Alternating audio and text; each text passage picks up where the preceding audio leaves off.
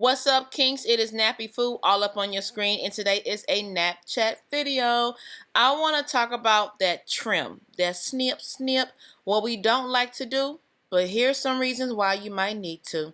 Y'all ready? NappyFu checking in. Let go.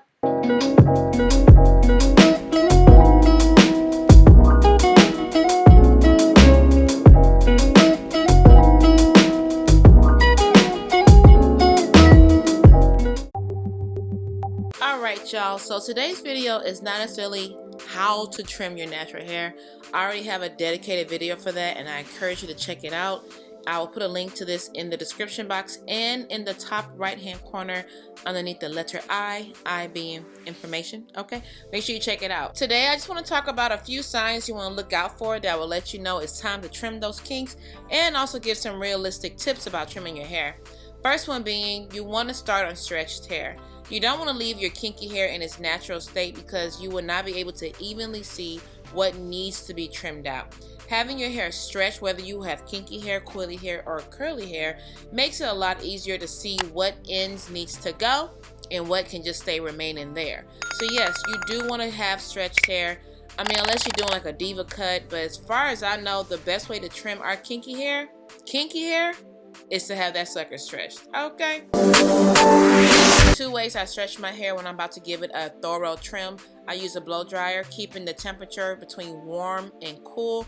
This gives me a great stretch and I can really see what I'm trimming. Or I might do the no heat option, which gives me a blown out look, but without the use of heat. It does require a little manipulation by using one of these paddle brushes. But hey, you avoid the heat, but just be gentle, okay? And yes, another thing I want to point out is you do want to use scissors that are sharp and not dull. Those dull blades can actually cause more damage than you need, okay?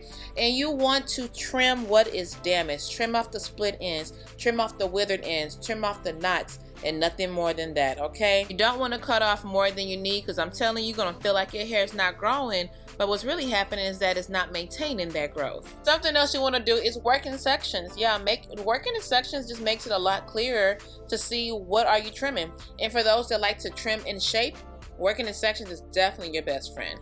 All right. First sign that you need to trim is that your hair appears to not be gaining length because it keeps on breaking.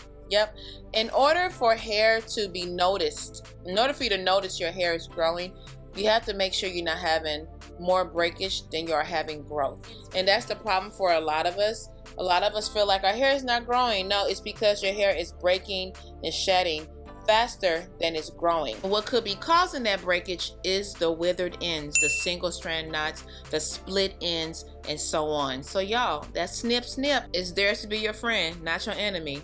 Well, if you do it right. So if we get to that critical length where it feels like our hair is not growing, then that's when you might want to try to start doing things a little differently. You know, change up your wash day. But I think the first step is to look at your trim schedule. When was the last time you trimmed? Because if the split ends and the withered ends and the single strand knots are continuously being a roommate on your hair, then that can be hindering you from progress. And we don't want the enemy of progress to be delaying your growth. So please get rid of those freeloaders on your ends and you might start seeing some differences. Detangling. All right, so we already know detangling coily kinky hair is a struggle. It is a battle, okay? Bald, have you ever noticed maybe the battle is a bit stronger than the norm? That could be a sign, my sister, my brother, that you must snippity snip those ends. Because if you have a lot of single strand knots, split ends, withered ends, that can actually not work in your favor when it comes to detangling. If you find yourself having to use a lot more conditioner, a lot more of a product that gives you slip in order to detangle, it could be the ends that is putting up more of a fight against your detangling than working with your detangling. Thinned down or absent cuticles, aka withered ends. This honestly, and I could be wrong, and I would love to hear your opinion, I feel like this right here is a little tricky when it comes to kinky hair, because sometimes our ends can look withered, but that's just the kink of it all. Okay, you see how I did that? Kink of it all.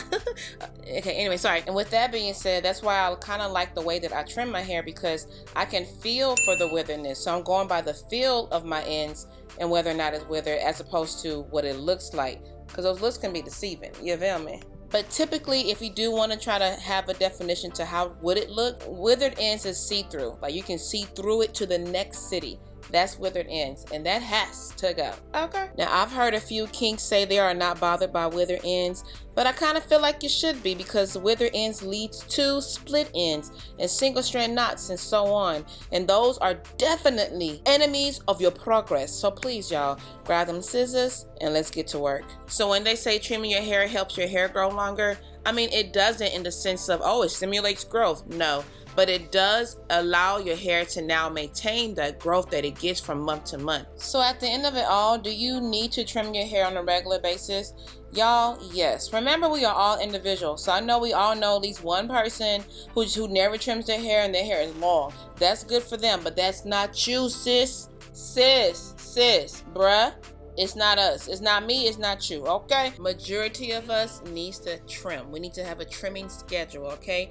Every 4 months, every 6 months, every 7 months. If you protect the style, you might trim a lot less than somebody who's always manipulating their hair. So keep that in mind, y'all. Definitely check out my other video when I kind of give you more details, graphs, and everything else.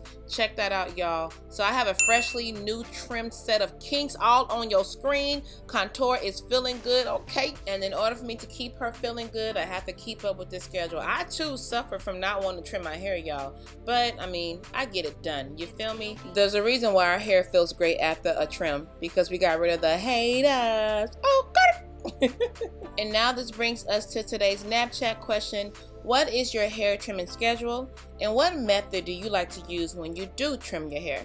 Remember, your response would definitely help another kink out. Thanks in advance. I hope you enjoyed today's video. If you did, please go ahead and help your girl out by hitting that subscribe button, and make sure you hit the bell right next to it so you can be notified the next time that I am all up on your screen. Also, if you're bored during the week, come on and hang out with me on Instagram, Snapchat, Facebook, all of that. And I will catch you on the next one. Until then, please remember, riscotti. It's not a word, but it just sounded cool. Please, my sister, my brother, my cousin, my neighbor, remember. Do you remember the time when I told you, in order to have healthy hair, you got to do healthy things consistently now? NappyFu checking out. This hair still has not fallen down, y'all. Like, it's still up here. Deuces. If I told you you were, if I told you you were, if I told you you were beautiful, beautiful. If I told you you were beautiful, beautiful. If I told you you were beautiful, beautiful. If I told you you were